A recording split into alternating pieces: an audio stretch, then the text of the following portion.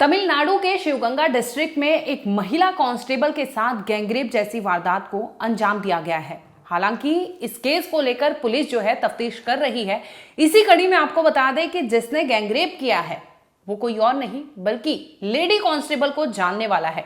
उसकी इतनी हिमाकत कि उसने लड़की को पहले तो बुलाया, सुनसान एरिया में लेके गया, वहां पर उसने उसके साथ ज्यादती की। इसके बाद भी उसका मन नहीं भरा और उसने अपने दोस्तों को वहां पर फोन करके बुलाया, जिसमें लड़की जो है, लेडी कांस्टेबल जो है, उसका एक्स भी वहां पहुंचता है। जब एक्स महिला कांस्टेबल के साथ जो कुछ करने की डिमांड करता है वो मना करती है। इसके बाद उसके साथ घसीट कर, कचोट कर उसकी अस्मत के साथ खेला जाता है।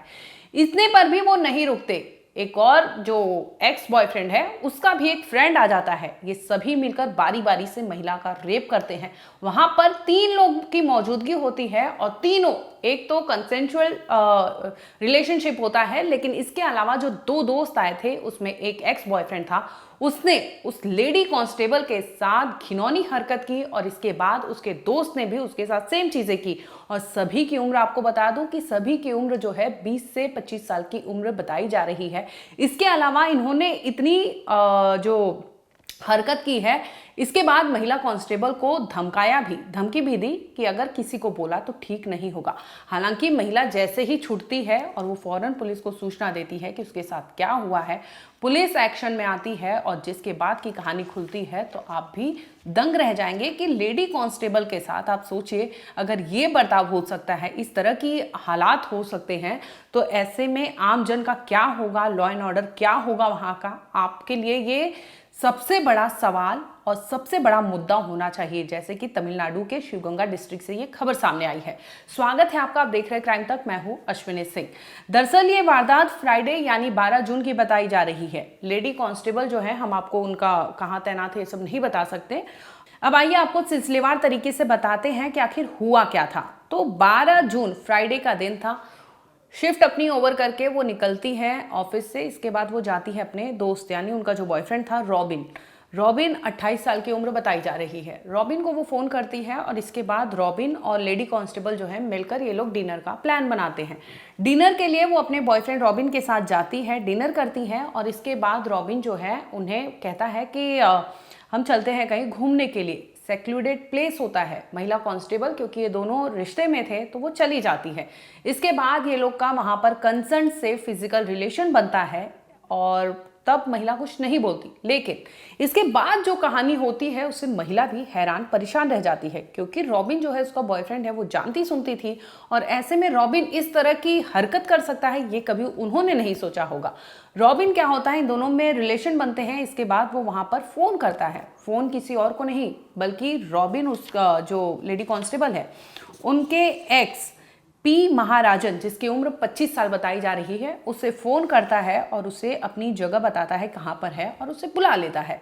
अब महिला कांस्टेबल को यह पता नहीं था और जैसे ही पी महाराजन वहां पर पहुंचता है तो महिला कांस्टेबल देखती है कि उसके साथ उसका एक और साथी है जो कि के हरीश राजन, 21 साल उम्र है। ये दोनों रॉबिन के बुलाने पर वहां पहुंचते हैं और इसके बाद महिला के साथ मारपीट, डराते धमकाते हैं और महिला को गलत तरह से टच करने की कोशिश करते हैं। महिला मना करती है, लेडी कांस्टेबल उसे डिनाई करती है, अपोज करती है।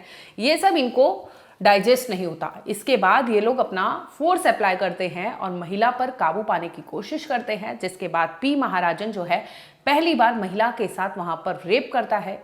वो जैसे ही हटता है तो दूसरा उसका साथी जो है हरीश, वो पहुंचता है और महिला के विदाउट कंसर्ट के बाद वहां पर महिला के साथ वो रेप करता है। इस तरह से हरीश और महाराजन दोनों ने महिला का एक एक करके रेप किया था और वहां मौजूद रॉबिन जो है ये सब कुछ देख रहा था। इसके बाद जैसे ही महिला मौका देखती है, भागने की फिराक में रहती है, कोशिश करती है कि इन लोगों से, चंगुल से वो भाग सके, लेकिन ये लोग काबू करते हैं, महिला को डराते धमकाते हैं और जैसे ही महिला को मौका मिलता है वो फरार होती है और फौरन पुलिस को सूचना देती है कि उसके साथ क्या कुछ हुआ। पुलिस वहां पहुंचती है और जैसे ही प्राइमा फेसी देखती है और महिला ने जो आरोप लगाया है उसके तहत बीएनएस की धारा 71 यानी गैंगरेप से डील करता है और बीएनएस की धारा 55 और 351 पार्ट 2 इसके तहत मुकदमा दर्ज किया जाता है। और जब जांच पड़ताल की जाती है तो अगले दिन यानी 13 जून को पुलिस जो है, सैटरडे का दिन था, तीनों को, रॉबिन, महाराजन और हरीश, इन तीनों को गिरफ्तार कर लेती है और तीनों को भेज देती है, जेल भेजने की तैयारी में जुट जाती है कि आखिर इन तीनों ने जिस तरह के आरोप लेडी कांस्टेबल ने लगाए हैं, अब उसे वेरीफाई करने की कोशिश कर रही है कि आखिर ये लोग ने कैसे उस महिला को चंगुल में लिया और इसके बाद गैंगरेप जैसी वारदात तमिलनाडु में देने की कोशिश की और इस तरह से महिला को वहां पर फेंक दिया था। सोचिए आप, बॉयफ्रेंड की मौजूदगी में एक्स बॉयफ्रेंड आ जाता है और ये सभी मिलकर एक ऑथोराइज्ड यानी लेडी कांस्टेबल है जो खुद पुलिस में है, ऐसे लोगों के साथ ये लोग इतना इनकी हिम्मत होती है कि उसको ये लोग इस तरह से टॉर्चर करते हैं, फिजिकल असॉल्ट करते हैं और इसके बाद उसे फिजिकली अब्यूज करने के बाद उसे छोड़ देते हैं।